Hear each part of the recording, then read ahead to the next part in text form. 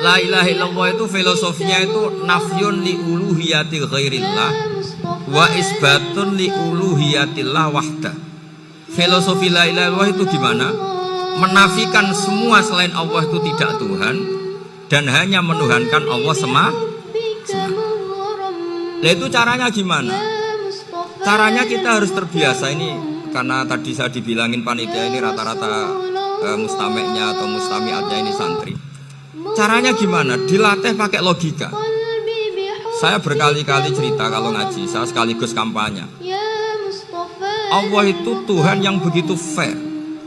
Untuk menjadi Tuhan, Allah mempersilahkan, ada kualifikasi Tuhan. Jadi boleh, dikompetisikan itu boleh kata Allah. Gak apa-apa kamu ngaku Tuhan gitu, kata Allah. Tapi nak ngaku pangeran itu paling gak ya direputasi lah, ada verifikasinya. Dimulai dari apa? Ya kalau jadi Tuhan itu setidaknya bikin langit bumi lah, aturannya gitu.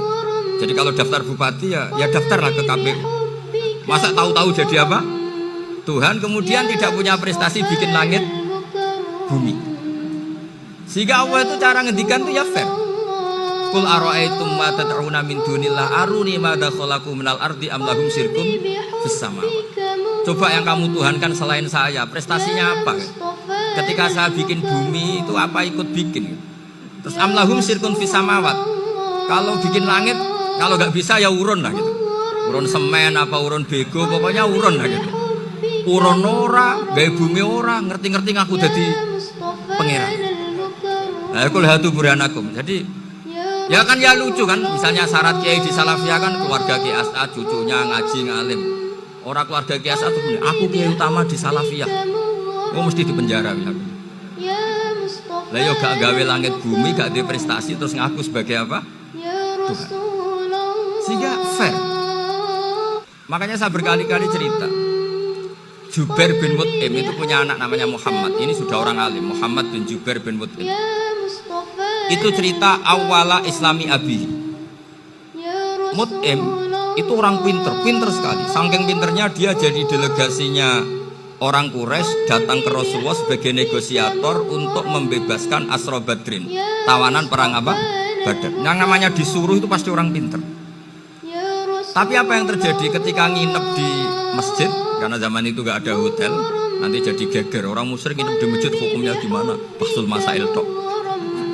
Zaman itu mau tidak mau, kalau sekarang kan ada hotel, kiai juga punya wisma. Apa yang terjadi? Orang ini cerdas sekali. Dan delalah Nabi pas sholat maghrib itu baca wattur wa kitabi mastur sampai am khalaqus samawati wal ard. Ya kalau kamu jadi Tuhan ya setidaknya menciptakan langit bumi lah. Namanya jadi Tuhan ya ada persyaratan. Paling tidak punya reputasi menciptakan langit bumi. Atau kalau jadi Tuhan setidaknya reputasinya itu enggak diciptakan yang lain. Am khuliqu min ghairi syai'in. Ini jadi Tuhan kok punya bapak, punya ibu. Ini jadi Tuhan kok lahirnya di bumi. Ada tanggal lahirnya, ada tahun. Masa jadi Tuhan kok dulu buminya. Pokoknya walhasil tuh. Akhirnya Nabi ketika salam sholat maghrib, dia datang, ya Rasulullah, akalku habis oleh ayat yang barusan kau baca. Sudah saya Islam saja. Argumentasi selain Allah Tuhan itu batal. Itu, nah saya mohon santri-santri Salafiyah itu baca Quran sampai seperti itu. Jadi jangan hanya khataman banyak-banyakan maksudnya. Ini bukan nyindir ini, ngamuk ini. Jadi ya khatamannya tadilah 1000 atau berapa lah, jangan banyak-banyak. Juga kasihan malaikat yang nyatet kan. Wong baru subhanallah alhamdulillah aja di teks hadisnya abad al malaikah enggak ditetek. Itu baru subhanallah alhamdulillah itu sudah mencapaikan malaikat. Makanya saya wiridan tuh arang-arang kasihan malaikat karena nanti jadi itu ya ada madhabnya itu. Jadi kalau Gus Azaim sholat lama tak saingi sholat cepet itu sama-sama ada madhabnya. Yang cepet kayak saya tadi, setan pas tata-tata mau goda pas rukuk saya sudah itidal, mau goda itidal saya sudah sujud, pusing dia. Tapi jangan tiru, ini madhab yang agak-agak khusus lah, sudah cara orang Madura agak khilaf ya, khilaf ini agak khilaf ini sudah. Tapi saya ingin sampean kalau ngaji Quran itu dilatih berlogika. Jadi Allah itu fair. Gak apa-apa kalian ngaku Tuhan tuh gak apa-apa, tapi tunjukkan prestasi kamu apa. Aruni madza khalaqu minal ardi am lahum syirkun fis sama. Am khalaqus samawati wal ard. Diulang lagi, am khuliqu min ghairi syai'in. Setidaknya kalau jadi Tuhan itu ya gak butuh yang lain lah. Masa jadi Tuhan kok wujudnya saja butuh orang lain, butuh bumi, eksistensinya butuh makan, butuh minum. Makanya Allah cara meniadakan uluhiyah selainnya itu Allah redaksinya itu mengena sekali. Yaitu tadi dengan cara-cara seperti itu. Sebagian ayat disebutkan ma asyadtuhum khalqas samawati wal ardi wala khalqa anfusihim. Wong Tuhan kok enggak punya reputasi bikin langit, bikin bumi, bahkan untuk menciptakan dirinya sendiri saja enggak bisa. Ya sudahlah, kamu tidak usah ngaku Tuhan, nggak level kan ya, gitu. Akhirnya terus ditemukan Tuhan yang sejati, yaitu wal awwal wal akhir wal zahiru wal batin. Itu yang Mut'im ini tadi termasuk orang yang sangat cerdas sekali. Padahal itu bacanya bukan pas basul masail, enggak. Nabi pas sholat maghrib, juga bukan pas ceramah, enggak. Tapi itu didengarkan. Makanya termasuk ini spesial untuk hormat saya kepada Ki As'ad. Makanya saya ini kalau mentasjek santri-santri, ini agak sensitif, tapi sudah saya tidak perlu takut fitnah. Saya termasuk kenapa saya ingin jadi ahli tafsir, tentu yang membentuk itu Mbah Maimun dan bapak saya. Bapak saya itu hafal Quran kayak hafal Fatihah, saking senengnya Quran. Mungkin bisa kamu saingi. Itu adalah orang kafir itu bisa paham Quran. Itu sangat menyinggung saya. Orang kafir itu bisa paham Quran. Ketika Umar Islam itu karena mendengar apa coba? Mendengar apa? Quran. Dan itu masih kafir apa sudah Islam? Masih kafir karena kalimat-kalimat yang di Quran itu begitu jelas wal kitabil mubin sehingga didengarkan orang kafir pun tuh ngefek. Makanya ketika Umar datang ke saudari putrinya kemudian dengar Toha ma anzalna alaikal Qur'an apa litasqa, itu dia terus iman. Begitu juga Mut'im. Itu ketika dengar Nabi baca surat At-Tur ya langsung iman. Makanya kata Ibnu Jarir At-Tabari, kamu jangan pernah bilang gini, syaratnya paham Quran itu harus alim, harus gini. Lah nanti berarti orang kafir punya alasan di depan Allah, ya Allah, Engkau ngandani kami dengan Quran yang nggak bisa dipahami kecuali alim dulu. Lah saya alim gimana? Nggak pernah mondok. Mondok gimana? Saya kafir. Jadi artinya gini, kata Ibnu Jarir At-Tabari, Allah tidak mungkin mengatakan gini, ifhamil Quran bima la fahmalaka. Quran itu harus kamu pahami. Sementara orang kafir karena lafadznya Quran khusus nggak bisa memahami. Makanya Quran itu dibaca. Itu banyak orang kafir yang menjadi muslim karena mendengar apa? Al-Quran. Padahal kafir. Nah, termasuk tadi Muhammad bin Jubair bin Mut'im ini itu menjadi Islam ya karena mendengar Quran. Padahal dia saat itu masih apa? Kafir. Karena tadi logika misalnya nggak paham secara lafadz Arab. Sekarang misalnya nyuwun sewu ada orang ateis. Saya pernah didatangi seorang ateis yang nggak percaya Tuhan. Saya mau Islam Pak Ba, asal Anda bisa menjelaskan Tuhan itu siapa. Coba Quran dibaca secara makna, tidak secara lafadz tapi secara makna. Begini misalnya, ada orang ateis datang ke saya, Pak Ba, saya mau Islam, asal Anda bisa menjelaskan Tuhan itu siapa. Terus saya tanya, ini ngajak goblok-goblokan apa pinter-pinteran, kata saya. Terus dia jawab, ngajak pinter-pinteran Pak, saya ini doktor katanya. Maksudnya di akademiknya dia doktor, mungkin jurusan matematika atau apa, tapi di ketuhanannya jeblok. Terus tak tanya, kalau ini ada kertas, kamu suka ada rumusnya apa suka tidak ada? Ya suka ada rumusnya. Kenapa ada kertas? Ya karena ada yang bikin. Nah kira-kira berstatus membikin atau membuat itu sesuatunya maujud apa enggak? Ya pasti maujud lah, pasti ada. Ya sudah, anggap Tuhan itu adalah sebab dari semua yang ada. Masa alam yang seperti ini, langit dan bumi ini maujudat, kemudian kamu katakan khalaqahal adam, bahwa alam raya yang maujud ini diciptakan oleh ketiadaan. Ya juga, berarti Tuhan itu ya. Ya itu yang namanya Tuhan. Nah mulai dulu kiai-kiai ngomong gitu kan saya Islam katanya. Jadi kiai-kiai itu kadang-kadang kalau jawab pokoknya KBU digawe Tuhan. Beda dengan dakwanya orang-orang mantek. Orang-orang mantek itu kan nggak pernah nyebut Allah.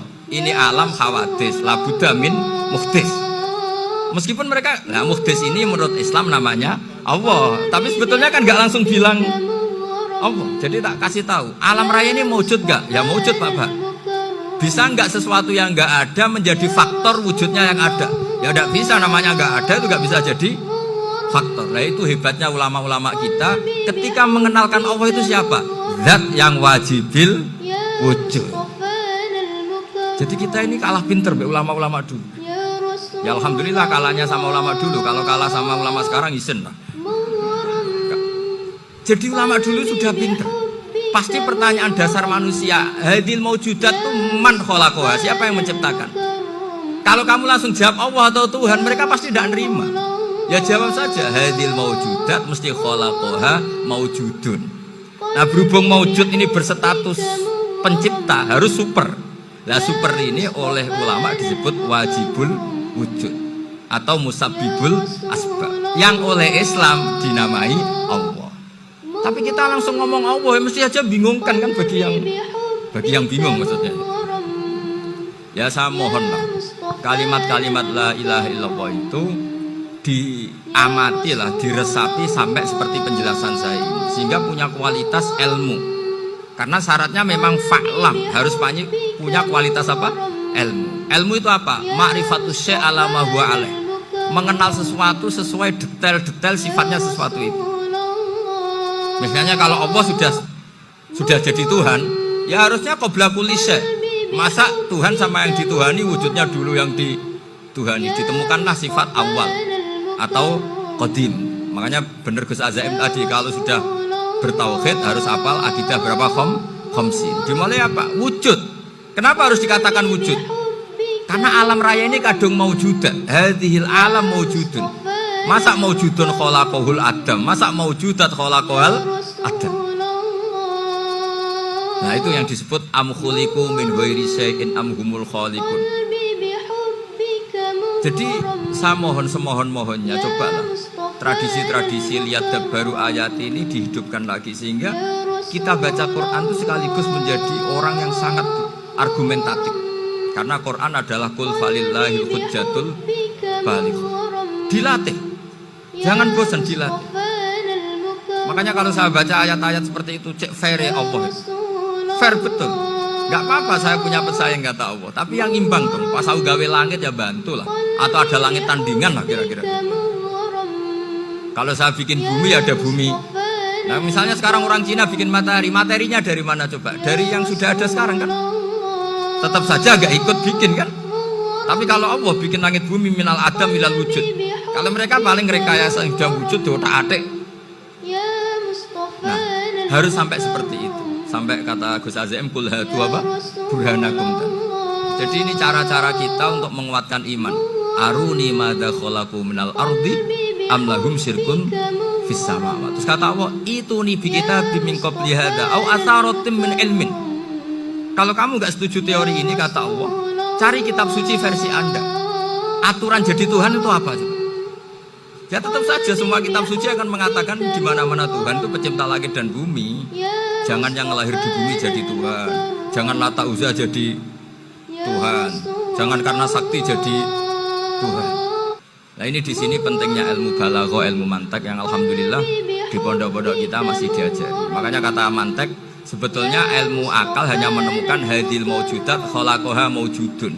Nah yang maujud ini siapa? Ya wajibul wujud. Nah kemudian Islam menamai ini Allah Subhanahu wa ta'ala. Makanya ulama dulu itu kalau ngetikan Allah itu siapa? Zat sing wajibul wujud. Itu filosofinya luar biasa. Karena dengan seperti ini bisa menafikan teori ateisme, bahwa alam raya ini diciptakan oleh dan makanya saya bilang tadi ngajak goblok-goblokan apa pinter-pinteran gitu. Lah nek ngajak goblok-goblokan yang ngene hadhil maujudat khalaqahal adam terus kita goblok bareng.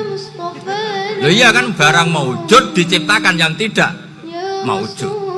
Wong ora wujud kok mempengaruhi sing ya monggo nak goblok bareng kata. Akhirnya kok Gus, saya ini dokter masa kamu ajak goblok? Ya sudah pinter saja kata saya. Alhamdulillah karena debat kecil ini dia menjadi nyaman lagi dengan apa? Islam. Memang saya tentu nggak bisa disalahkan doktoralnya karena di ilmu yang selain apa? Teologi gitu. Tapi kan polanya dia pasti pinter. Makanya ini sekaligus mengingatkan anak-anak lah. Kecakapan menjelaskan itu harus dilatih karena di antara kelebihannya Quran itu wal kitabil apa? Mubin, yaitu kitab yang punya kemampuan menjelaskan. Ini yang terakhir saya beri contoh. Terakhir ini penjelasan Quran. Dulu orang kafir itu cara berpikir itu begini, Muhammad, urusan kita ini banyak, problem kita banyak. Masa iya urusan yang banyak ini cukup dengan satu Tuhan? Kalau problem banyak ya Tuhannya harus banyak. Ada Tuhan pohon, Tuhan hujan. Kayak Cina itu ada Dewi Kuan Im keberuntungan, ada yang sial, yang pokoknya diurus yang banyak. Maka mereka bilang aja'alal alihata ilaha wahida inna hadza la syai'un ujab. Ini aneh urusan banyak kok Tuhannya satu ini aneh lah. Tapi Nabi secara sabar dan yang diomongnya orang kafir. Tidak anak Mahatali, orang kafir. Jadi nanti kalau anak Mahatali gak paham Quran kebangetan orang kafir saja paham. Akhirnya Nabi secara santai, secara rileks memberi penjelasan gini. Kalau Anda menjadi buruh, kalau orang Arab dulu bilang abdan. Kamu suka nggak punya majikan banyak, perintahnya beda-beda, semuanya memaksa kamu untuk nurut. Sama punya majikan satu yang baik. Ya nggak suka lah Muhammad kalau majikan saya banyak, semuanya berhak merintah saya, tidak enak. Majikannya satu saja. Terus kata Nabi, Tuhanmu itu majikan kamu. Kalau Tuhannya banyak, kamu bingung. Nanti perintahnya banyak.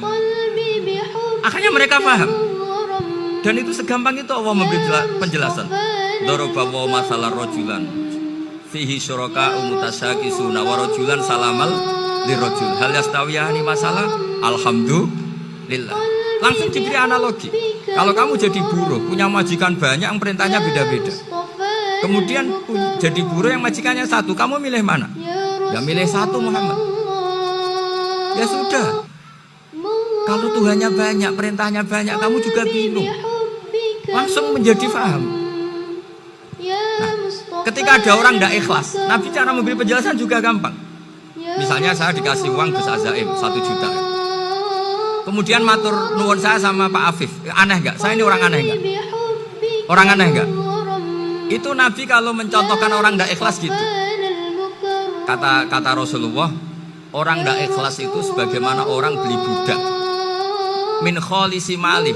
Budak itu dibeli dari uangnya sendiri. Kemudian fa'amila hadal abdu budak ini kemudian bekerja dan a'tohullatahu hasilnya dikasihkan sama orang lain. Terus Nabi memberi percontohan, ayasurrukum ayyakuna abdukum kadzalik. Apa kamu suka kalau budak kamu seperti itu? Dulu orang-orang dulu kan beli budak untuk disuruh bekerja terus disuruh setor apa hasilnya. Jadi budaknya kamu yang beli, yang biayai. Kalau sekarang mungkin gak ada budak gini lah. Saya nyuruh Zaid, tak kasih mobil, tak kasih bensin, tak kasih uang jalan supaya narik angkot. Hasilnya disuruh ngasihkan saya. Ternyata dikasihkan orang lain dan matur nuwun sama orang. Kamu suka punya budak seperti itu? Ya tidak suka ya Rasulullah. Ya ibaratnya seperti itu. Bumi yang bikin Allah, nyawa kamu yang bikin Allah, semua fasilitas dari Allah. Kemudian kamu menyembah selain Allah. Segampang itu. Dan Nabi telaten sampai dulu yang mayoritas orang kafir menjadi mayoritas Muslim dan semuanya tanpa paksaan la ikroha fiddin karena qad tabayyana rusdu minal ghayy. Cara tabayyana gimana? Yaitu punya kemampuan menjelaskan. Wal kitabil apa? Mubin. Ini makanya saya mohon lah. Ini saya mohon semohon-mohonnya anak-anak ini kan kader-kadernya Mbah Samsul Arifin, Mbah As'ad, Gus Fawaid, sekarang Gus Azaim, semuanya harus punya kemampuan wal kitabil apa? Mubin. Sehingga diantara sifatnya Nabi itu fatonah, punya kecerdasan. Nabi itu gak pernah debat kalah, meskipun sudah terdesak gak pernah kalah. Pernah Nabi itu ngendikan la adwa wala tiarata, tidak ada penyakit menular. Ada orang yang mungkin kurang suka iseng, ada onta yang sudah gudiken dijejerno sama yang waras, ternyata yang waras jadi gudiken. Akhirnya Nabi diundang lah kira-kira gitu. Ya Rasulullah, kata engkau gak ada penyakit menular, tapi ini onta yang gak gudiken tak jejerkan yang gudiken ikut gudiken, berarti kan menular. Nabi santai jawab, faman jarrobal awal, lalu yang pertama gudiken ketularan siapa? Wah kalau ini asli Nabi, ya sudah seperti itu. Jadi ngiranya dia menang karena yang gudiken pertama nulari yang kedua. Ternyata Nabi tanyanya lagi, faman jarrobal awal, yang gudiken yang pertama siapa? Oh ini asli ya, maksud saya itu. Jadi Nabi itu gak pernah kalah, karena Nabi punya apa? Fatona. Jadi saya mohon, ya tadi makanya ini efeknya tuh khatamannya gak boleh banyak-banyak ya. Maksud saya kalau musim khataman ya gak apa-apa, khataman banyak-banyak. Tapi kalau gak musim khataman ya musim-musim tadabbur gitu. Tapi kalau ini musim khataman ya monggo lah. Cuma saya kok kasihan malaikatnya tadi. Ya, ngoten mawon, minta maaf. Assalamualaikum warahmatullahi wabarakatuh.